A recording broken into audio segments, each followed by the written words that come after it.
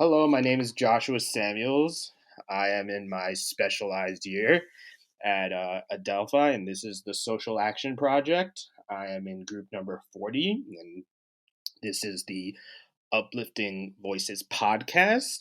And our topic is LGBTQ and their emotional distress. And we are interviewing people about their everyday experiences in whatever type of environment that they live in. So I am interviewing someone. This is my brother. His name is Harry. He is 31 years old. And Harry, why don't you tell us a little about yourself? Sure. So my name is Harry. I'm 31 years old. I live in Washington, D.C. I am a lawyer. I work in Congress on the House Committee on Energy and Commerce. On the side, I teach indoor cycling classes. I am gay. I have been gay for my whole life, but formally out for a little bit over a decade, and very happy to be here. And we are happy that you are here as well. So we have a few questions we'd like to ask you. So could you tell me a little bit about your identity and how you identify in terms of your gender and your sexuality? Yeah, so I identify as a cisgender gay man. While I don't necessarily embody like conventionally masculine traits, like I never really liked sports. But I, even though my interests are a little bit more kind of effeminate, like theater and pop music, I am still very much a like cisgender man. So haven't experienced things like dysphoria, but definitely not embodying conventional masculinity. I am gay. I have been out for about 10 years. I am single. So if anyone knows anybody, but yeah, I dated women in high school and in middle school, but for the past 10 years have kind of exclusively been romantically and sexually involved with men. How did you first come to understand and identify with your identity? I understand it could be it was a process.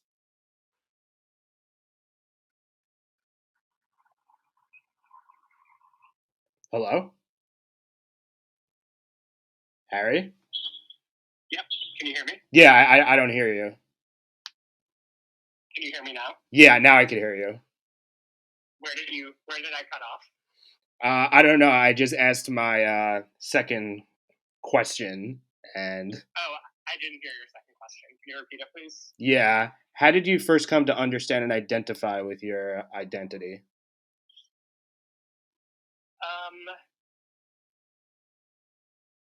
I think it was growing up in environments where like heterosexuality was a little bit of the norm.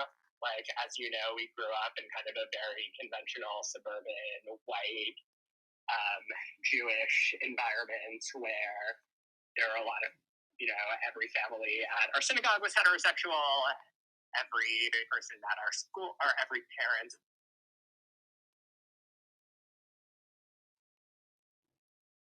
Hello? There's a very salient discourse around like, having children in a kind of conventional heterosexual way. And, I think in the process of going through that, there was a recognition that I was different and didn't necessarily fit that mold. And that was kind of stressful in my teenage years. Once I graduated and left home and went to college, I became exposed a little bit more to people who are gender variant, people who are queer, and people who were living lives that I wasn't really exposed to growing up. Since graduating in 2013, I've kind of been able to have those two parts of my identity speak to one another. So, for example, I'm involved in a like community of gay Jewish men living in Washington, and it has been kind of faced similar circumstances, and it's kind of been a process of having those two seemingly divergent part of my identity speak to one another, and then kind of having the positive recognition over the years that those two are not mutually exclusive. Have you come out to family and friends? And if so, tell me a little bit about those experiences. Yeah, I'm out to pretty much everybody I know. Um, you know, I think like family was a little bit harder at the beginning, um, for kind of a number of reasons. Um, one of which being I think we had like very minimal exposure to kind of queer families growing up, and I think for family, or at least immediate family, it was hard to envision what kind of reconciling living a Jewish life that I was accustomed to could look like in a like queer setting. So I think that was tricky. I think it's also worth mentioning that my dad treated a lot of gay men in the 80s as an AIDS doctor, so he had a lot more familiarity with gay people than, many people of his age do. I think like that was a blessing in some way because he had, was more familiar, but, times have changed since then. So that was definitely very kind of active. Um, my friends were kind of universally accepting. I'm very lucky. I'm out at work. There are a lot of queer people in leadership positions where I work. I'm really lucky to have been able to work on a lot of queer justice issues, including LGBT rights and HIV treatment and prevention. So those parts of my life have been able to speak to one another very well.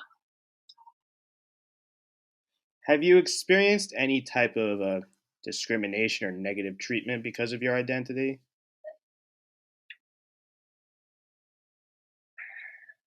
Not active discrimination. I think there are people who are kind of curious about my identity, like people who are like, how can you be gay and Jewish? Or, I think that is, or like, how do you imagine your like Jewish and gay life working with one another? But I haven't experienced like outright discrimination. I think like in retrospect, I think there was a lot of like homophobia at places like summer camp and places like Jewish day school, but I think it was mostly just like kids not having exposure and adults not really caring about enforcing civility. But I had already graduated college by the time that the Supreme Court struck down the Defense of Marriage Act, and the pendulum had just like really shifted really quickly from when I graduated high school in 2009 to when I graduated high school. Like it was just like light years of social acceptance of LGBT people. So I haven't really faced discrimination in terms of like being fired from a job or being denied professional opportunities. If anything, I think people have been excited about having a gay person or a queer person on, in their circles, professional, personal, or otherwise, because they recognize that can lend a valued voice. So in Washington D.C., I know that's where you live. Have you been able to find a supportive community with other LGBTQ individuals? Yeah, absolutely. I mean, DC is like one of the gayest cities in Washington. I'm really active in the community of gay Jewish men. I also used to play on the gay kickball team in law school. I was involved in the LGBT student group. So, and I've done a lot of work with like queer justice activists, particularly those who are working on HIV prevention. So, yeah, I've been very lucky to have found a supportive community. That's great to hear. What about healthcare professionals? Have you had any negative interactions regarding your identity? Do you have any experiences regarding that? Yeah. Yes. Yes, I have. I think like a psychologist growing up was not very kind of, you could tell that he just didn't interact with a lot of gay people, just based on some of the stigma that he, probably not knowingly had about, the sex lives of gay men, and he was like a little judgmental as it relates to like the way that gay people experience sex in their sex lives. So, because of that, I made an effort to see a gay therapist. And, I've been seeing the same person for 3 years. I was part of gay group therapy in Washington for about 18 months, which was a really insightful experience. I make sure to seek out doctors who are very queer competent and kind of well versed in like the sexual health needs of gay people.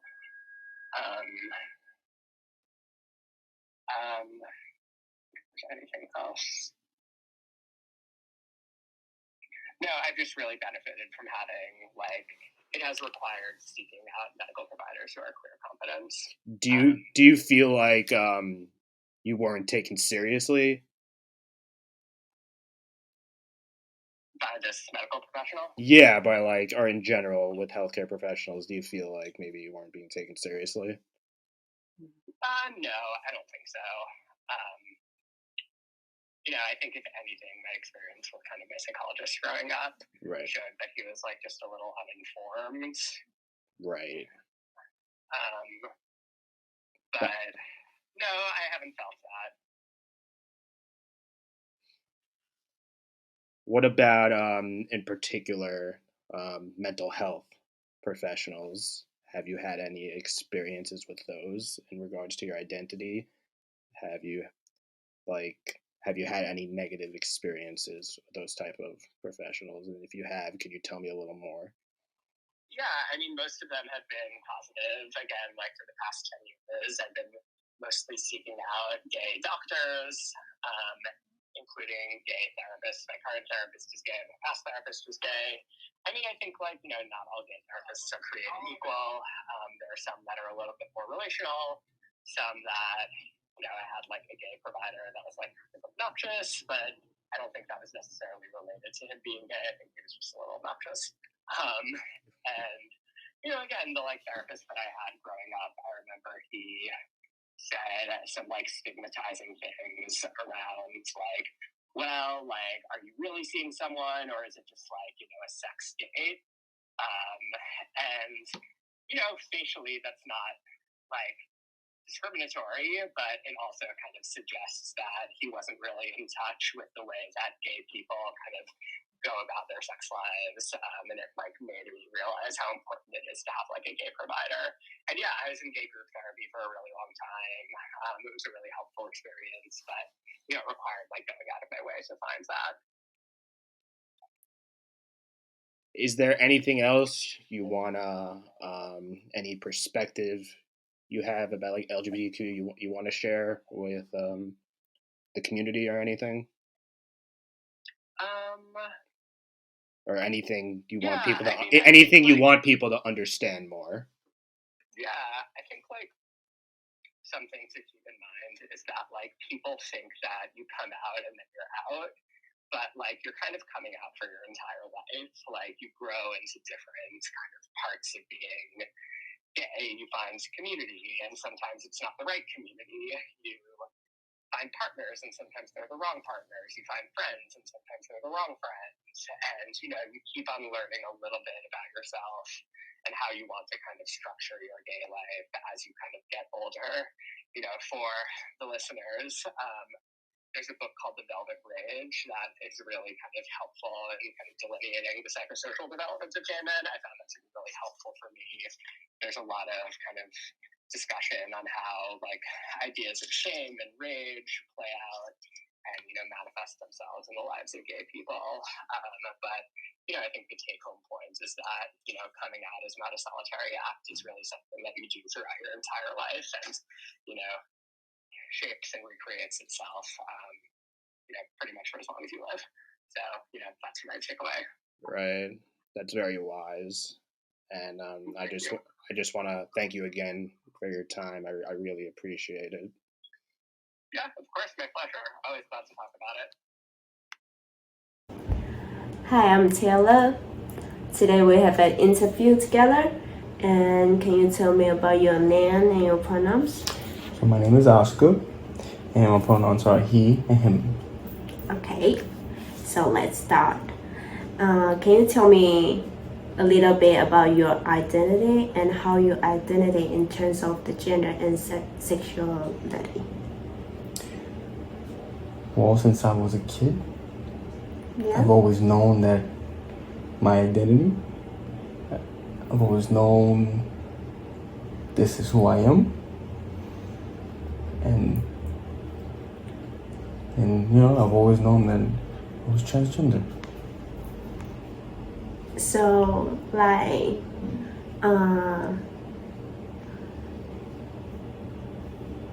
what age you did the surgery? Do you remember? When I was 18. So your parents agree with you to do that? They were first skeptical. Yeah. But then they accepted me for the way I am. And then they supported me. That sounds good, right? Yes. Okay. So how did you first come to understand an identity with your identity?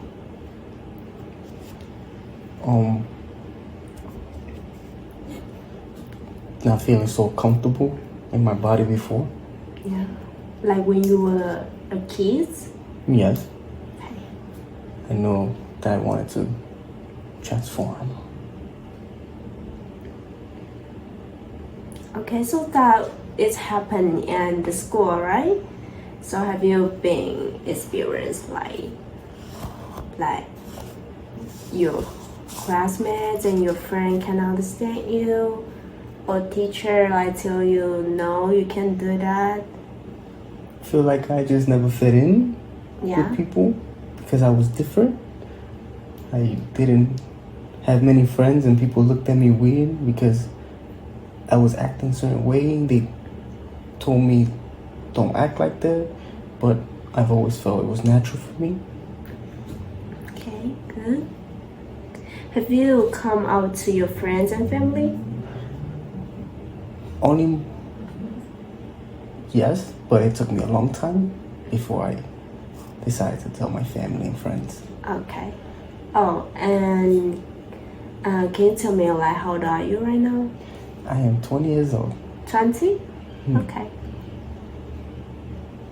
Have you experienced any discrimination or negative treatment from friends or family because your identity?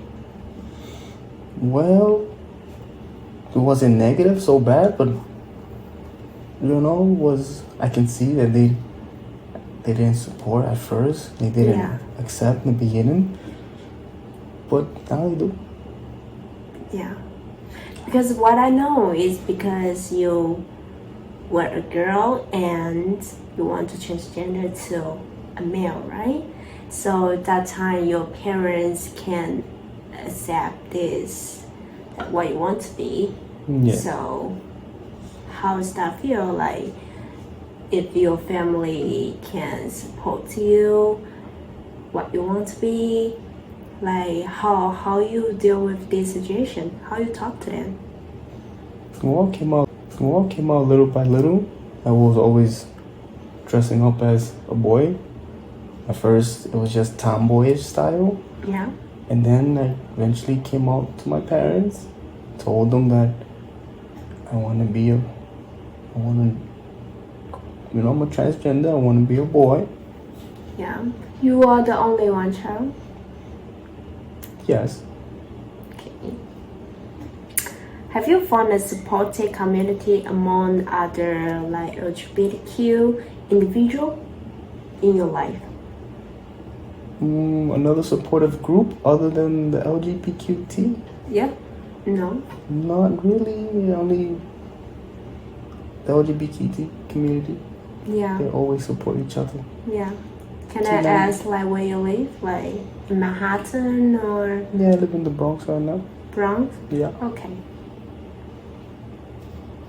Have you had any experience with healthcare professional related to your LGBTQ identity?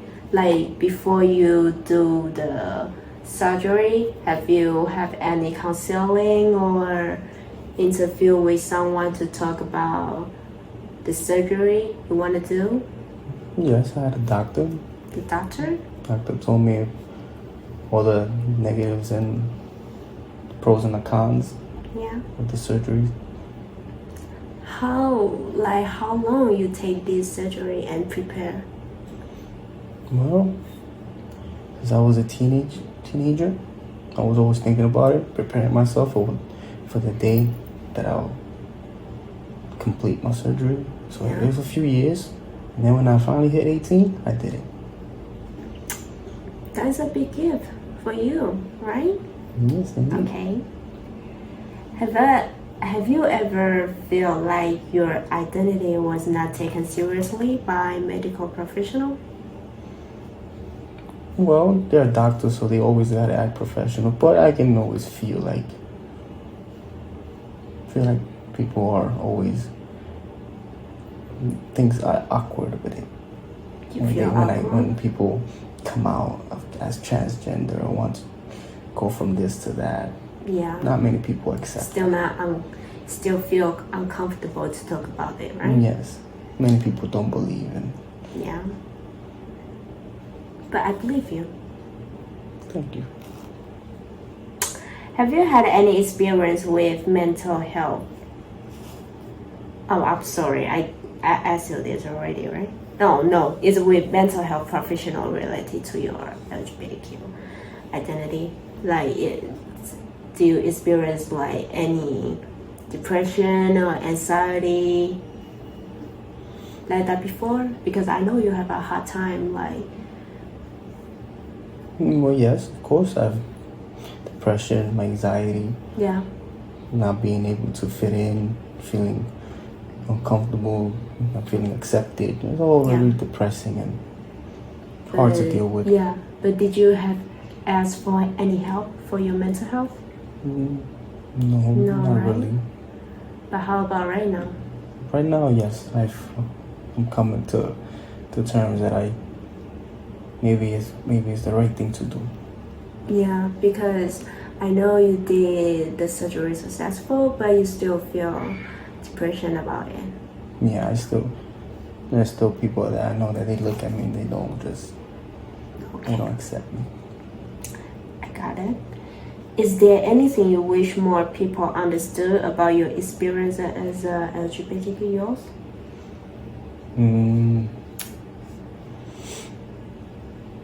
Well, I just want people to be reasonable and understand one another. You know, if I want to do this, it's my choice, my body. I do what I want. Yeah. I'm not causing no harm to nobody.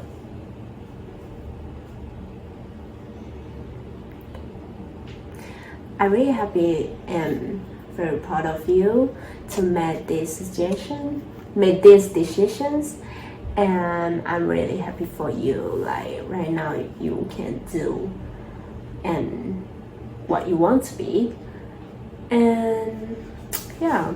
But I also feel like you ask for help to come to deal with your depression, anxiety. That's a good way. And maybe it will take a long time for you, but I believe you will overcome this because you already be yourself. So thank you so much, Doctor. Yeah. Thank you. Thank you. Hello everyone, my name is Catherine Rosa, and this interview is intended for our social action project. Here we have my interview. He's 23 years old, and we will proceed with the interview. Can you introduce yourself? Hello everyone, I am Roy. I am a non-binary queer person. I am 23 and I am situated in the New York area. Roy, can you tell me a little bit about your identity and how you identify in terms of gender and sexuality? Of course, Catherine. I identify as non-binary, and that has nothing to do with my gender, obviously, but that's just my identifier. And then, I think I identify sexually as like gay, I guess, but well, let's just say queer. What was the other question? I'm sorry. The question is, how did you first come to understand and identify with your LGBTQ plus identity? Okay. Ever since I was little, there was no feeling that I fit in with other people, and I feel like all my like queer and LGBTQ sisters and brothers, they thems, can identify with that as well, because we never feel like we're part of the general consensus of humans. And ever since little, I just knew like I was different, and yeah, but nothing was ever defined until I grew up and started liking different things and experimenting with my looks and clothes and makeup and all that. And even though it came with a lot of trauma in between, I definitely found myself, and I'm still finding myself to this day. Okay. Have you come out to your friends and family? And if so, can you tell me about a little bit about those experiences? Of course. I came out to my friends first before family, explicitly, because I was what in my community they call a transparent closet. I was never truly in a closet. It was very much just like I was who I was, and it was not explicitly said, but I always felt different, and everybody knew I felt different, whatever. But I explicitly came out to my friends when I was in 7th grade. And I feel like 7th grade is always like a time where like the hormones are kicking in, because you're like 12, 13, and that's when puberty starts hitting. And then you're like, okay, so I knew I was different, but now my body is changing. I'm starting to like some things that I didn't before or stuff like that. So it really solidified for me the notion that I was queer. And so coming out to my parents happened many years later, when I was truly over the whole trying to fit in, trying to conform myself to a social construct that I do not subscribe to, nor do I fit in, or and nor do I want to be part of.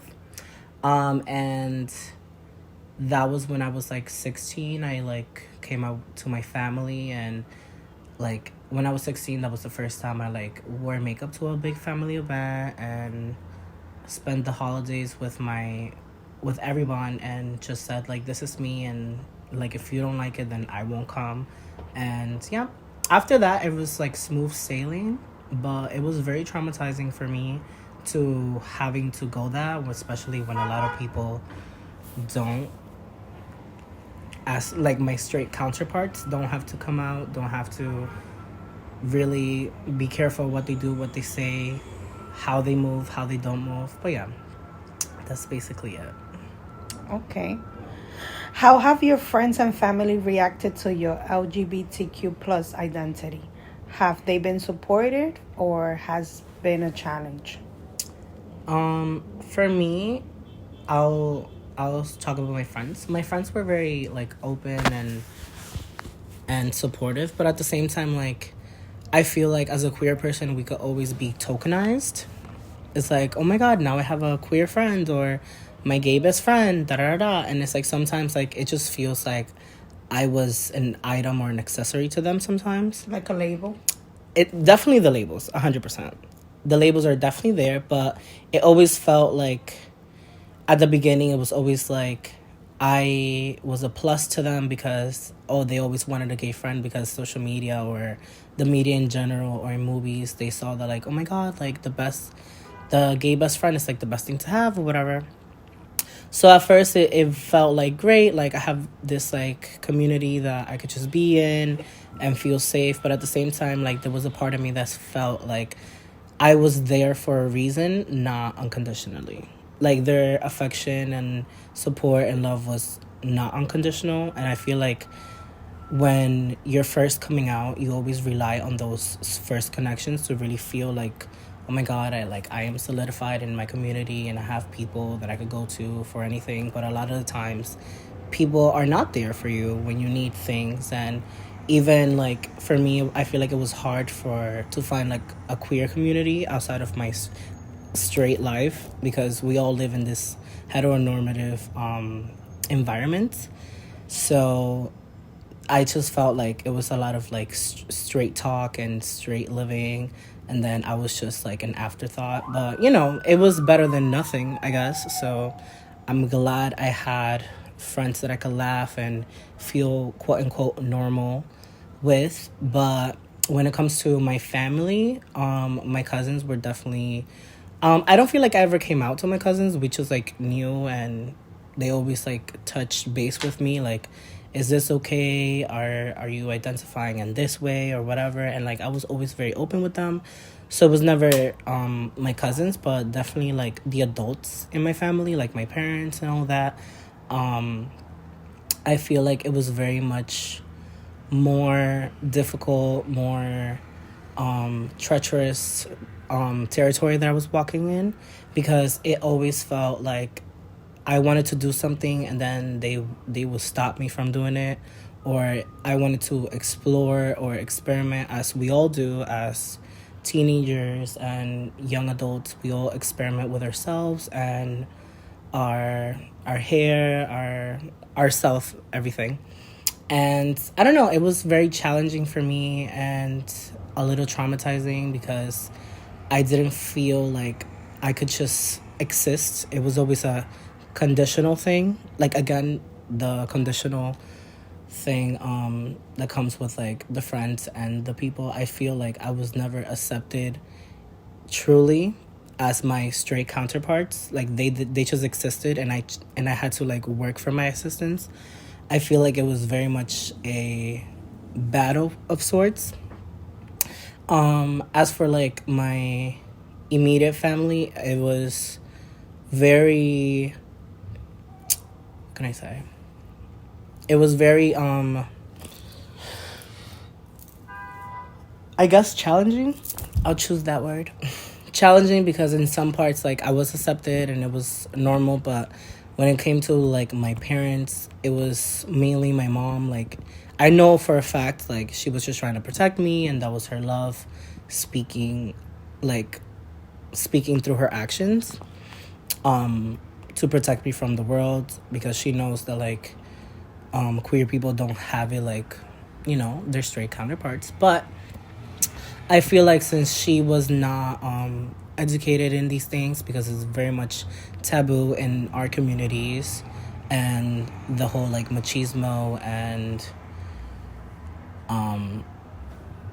and all of that, I feel like The culture. the culture, thank you, it was very much challenging for her as well to have a queer son. And for me, it was just like, I just want to exist, I want to live, I want to do all these things. But as a child, you never truly understand that they are also going through a process, and they did not plan to have a queer child and all this and all that. And also like in our communities, there is no like guideline or something that they could go from. They're just like dealing with it and going through it as I am going through it. But yeah, I always felt very much like less than in my house, and it was not a good feeling. And it's something that I don't wish on anybody.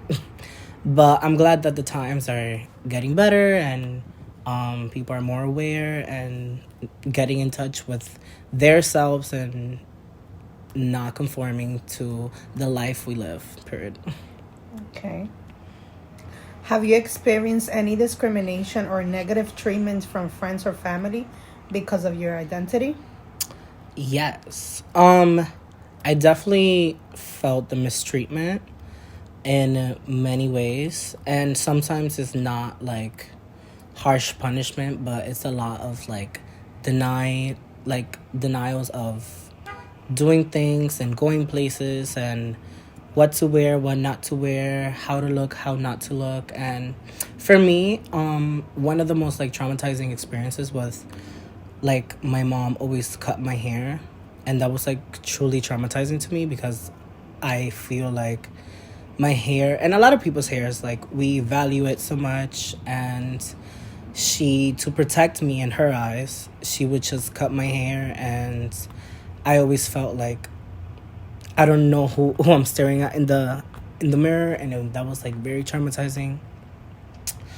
Um, and then mistreatment from friends. I don't think friends, but definitely like classmates and people that just don't know better or are like homophobic or whatever, or they have been taught to be homophobic because they're ignorant.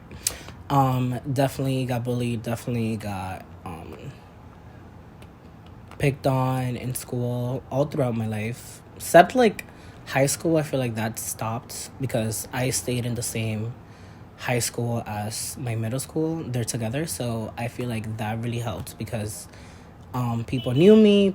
Community. I built a community there, and like the bullying was not a thing. But I know for a fact like that would have been a case if I would have moved high schools or whatever. So yeah, the discrimination is very much there. But I'm thankful now that I live in a world that is less discriminatory towards me. But yeah. Okay. Have you found a supportive community among others LGBTQ plus individuals? If so, how that community helped you? Growing up, I always looked at my fellow adults that were of the same orientation or in the LGBTQ umbrella. And I feel like that really helped me because I was guided and nurtured by them in my schools and in the programs that I was part of. I don't have a lot of queer friends, but that's something I need to work on because I always wanted to have like a queer group of close friends, but you know, this straight world sometimes gets in the middle of it. And I feel like having the experiences with the people that I do have in my life have definitely like enriched my experience of life, my outlook on life, because a lot of us like just go through life and don't find each other or don't have the opportunity to be vulnerable with each other. And when we don't have the community and the vulnerability with people that are similar to you, you feel like there's nothing out there. And a lot of us just resort to like self-harm and suicide. So I'm really glad that I have found people that have enriched my life and basically like took me under and just grew with me. So yeah, I'm very glad to have them. Okay. Have you had any experiences with healthcare professionals related to your LGBTQ plus identity? If so, can you tell me a little bit about those experiences? um I am not that I've never been in the medical field as much, but I do have like experiences where through life like I am femme presenting, like I'm a very feminine person, but at the same time like inside I don't feel very feminine, but in the outside like my body does speak for me a lot of the times, and I am perceived as a woman. And so there's always like an inner monologue where people misidentify me, and it's very interesting. So sometimes I just go with it because it just makes the experience easier, but for them, obviously not for me. So that's with the healthcare professionals. Okay. Have you ever felt like your identity was not taken seriously by medical professionals? If so, how did that make you feel? No, I have not. Okay. Have you had any experiences with mental health professionals related to your LGBTQ plus identity? If so, can you tell me a little bit about those experiences? Growing up, I had a lot of counseling and interactions with counselors. So I feel like it was, if anything, it was the most positive thing I could have had. I had a safe place to go to, and they always were very caring and very welcoming. So I feel I only have like positive experiences for mental health physicians. So yeah, I'm really glad I had those. Okay. Is there anything you wish more people understood about your experiences as an LGBTQ plus youth? Yes, I feel like there's a whole misconception of like, it's us versus them, or is they, I don't know what they're trying to do, and why can't people just be normal. But honestly, like, me personally speaking, not speaking for everybody because I cannot, but I feel like every one of us just wants to live their lives as a human and want to be treated as such. It's sad that we live in a heteronormative and like machismo world, but at the same time, like, all we want to do is exist. I want to have the same things that you do, and vice versa. But yeah. Okay. Oh, you could pause it. Thank you so much, Roy, for the opportunity. Thank you for expressing yourself and teaching us a little bit more about your experiences. You have a good day.